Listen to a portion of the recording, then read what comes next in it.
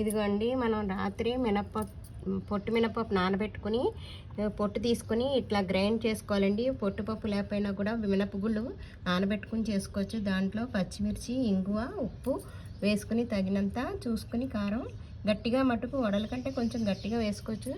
అలా వేసుకుని మెత్తగా మట్టుకు రావాలి. ఈ విధంగా చిన్న చిన్న వడియాలు తడి చేసుకుని ఈక్వల్గా పెట్టుకోవాలండి. అలా పెట్టుకోలేకపోతే కూడా ఇలా ప్లాస్టిక్ కవర్లో పెట్టుకుని రబ్బర్ బ్యాండ్ పెట్టుకుని ఇక్కడ కొస కట్ చేయొచ్చు. నాకు ఇది అలవాటు, అందుకని ఈ విధంగా పెట్టేస్తున్నాను.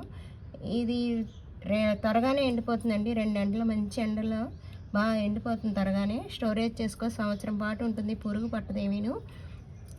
మనం తోటకూర, పొడికూర, వంకాయ పచ్చిపులుసు ఇలాంటివన్నీ చేసుకుంటాం కదా. పప్పు కూరల్లో పేరపట్టు పప్పు ఇలా వేసుకున్నప్పుడు పెట్టుకోవచ్చండి. వేసుకోవచ్చు ఈ వడియాలు వేయించి దాని మీద.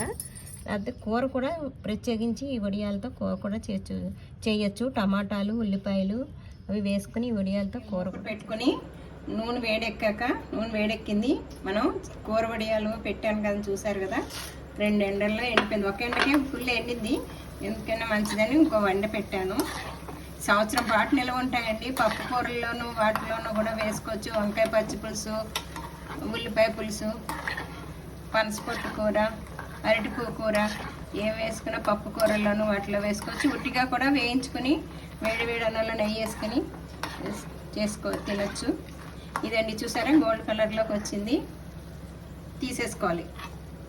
ఇదిగోండి కూర వడియాలు ఇప్పుడు డబ్బాలో స్టోరేజ్ చేసుకున్నాను. 1/2 కేజీ పెడితే ఇన్ని వచ్చేయండి. మనం ఎన్నైనా పెట్టుకోవచ్చు. పొట్టు వడియాలు పెట్టాను కదా, ఆ రోజే పెట్టేశాను గుమ్మడి వడియాలు. అప్పుడు ఇదిగోండి వేయిస్తే ఈ కలర్లోకి ఉంటుంది, చాలా బాగుంటుందండి. స్నాక్స్ కింద కూడా తీసుకోవచ్చు. పిల్లలు కూడా ఇష్టపడతారు, బాగా గుల్లగా ఉంటాయి. మినప్పప్పే కాబట్టి ట్రై చేసి చూడండి. మీరు కూడా ఎలా వచ్చిందో కామెంట్ సెక్షన్లో తెలియచేయండి. ఓకేనండి, థ్యాంక్ యూ.